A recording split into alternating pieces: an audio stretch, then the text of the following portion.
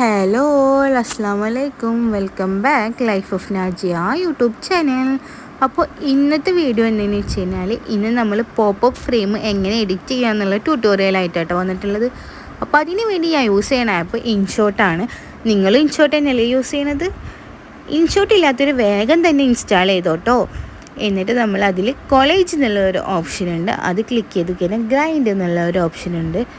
അത് ക്ലിക്ക് ചെയ്ത് കഴിഞ്ഞാൽ നമുക്ക് ആവശ്യമുള്ള പിക്ക്, നമുക്ക് എത്ര പിക്കുകളാണോ ചെയ്യേണ്ടത് ആ പിക്കുകൾ ജസ്റ്റ് ഒന്ന് സെലക്ട് ചെയ്ത് കൊടുക്കാം.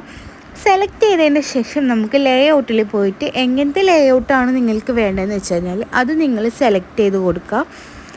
എന്നിട്ട് നമ്മൾ എന്ത് ചെയ്യണമെന്ന് വെച്ച് കഴിഞ്ഞാൽ നിങ്ങൾക്ക് വേണ്ടത്, നിങ്ങൾക്ക് പിക്ക് അഡ്ജസ്റ്റ് ചെയ്യാനുണ്ടെങ്കിൽ നിങ്ങൾക്ക് അഡ്ജസ്റ്റ് ചെയ്ത് കൊടുക്കാം കേട്ടോ ഇതിൻ്റെ ഒപ്പം തന്നെ.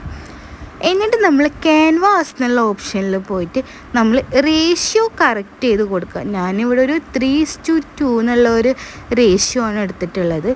നിങ്ങളും ആ റേഷ്യോ തന്നെ ഫോളോ ചെയ്താൽ മതി കേട്ടോ. എന്നിട്ട് നമ്മൾ സേവ് ചെയ്ത് കഴിഞ്ഞാൽ നമ്മൾ ആ ഒരു എഡിറ്റിങ് നമുക്ക് അവിടെ കംപ്ലീറ്റ് ആയി.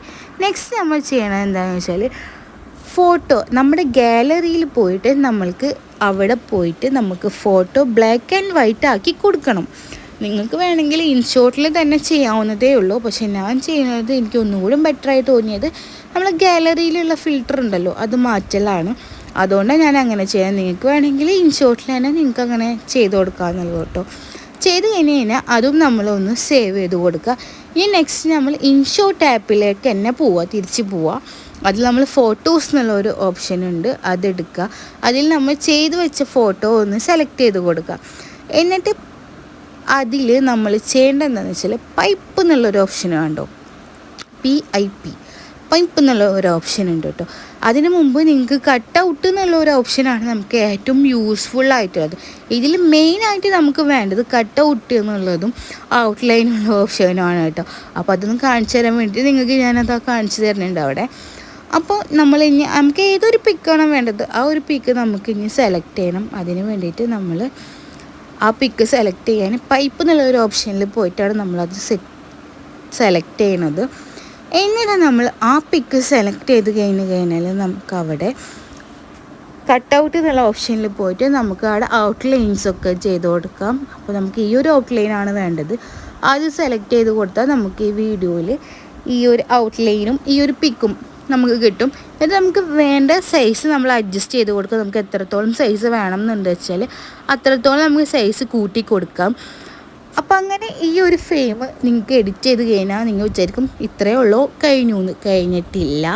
നെക്സ്റ്റ് നമുക്ക് ഏതൊരു സൈസിലേക്കാണോ ഈ ഒരു ഫ്രെയിം വേണ്ടത് അതിന് വേണ്ടി നമ്മൾ ക്യാൻവ എന്നുള്ള ആപ്പ് ഓപ്പൺ ചെയ്യുക. ക്യാൻവ എന്നുള്ള ആപ്പ് ഓപ്പൺ ചെയ്ത് കഴിഞ്ഞാൽ നമുക്കവിടെ ഒരു പ്ലസ് ഐക്കൺ കാണാമല്ലോ. പ്ലസ് ഐക്കൺ ക്ലിക്ക് ചെയ്ത് നിങ്ങൾക്ക് ഏതൊരു സൈസാണോ വേണ്ടത്, ഫ്രെയിം A4 ആയിക്കോട്ടെ, A3 ആയിക്കോട്ടെ, A5 ആയിക്കോട്ടെ, ഏതൊരു ഫ്രെയിമാണോ നിങ്ങൾക്ക് വേണ്ടതെന്ന് വെച്ചാൽ ആ സൈസ് നിങ്ങൾ അവിടെ അടിച്ചു കൊടുക്കുക. അപ്പോൾ നമുക്ക് അതിൻ്റെ ബ്ലാങ്ക് ആയിട്ടുള്ള ഒരു ഡോക്യുമെൻറ്റ് നമുക്ക് അവിടെ തുറന്ന് വരും.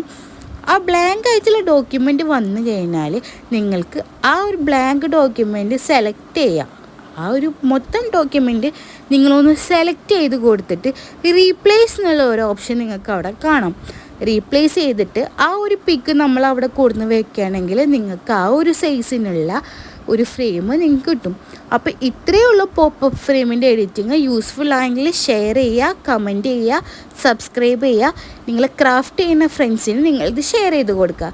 അപ്പോൾ ഓക്കെ ഗൈസ്, ബൈ.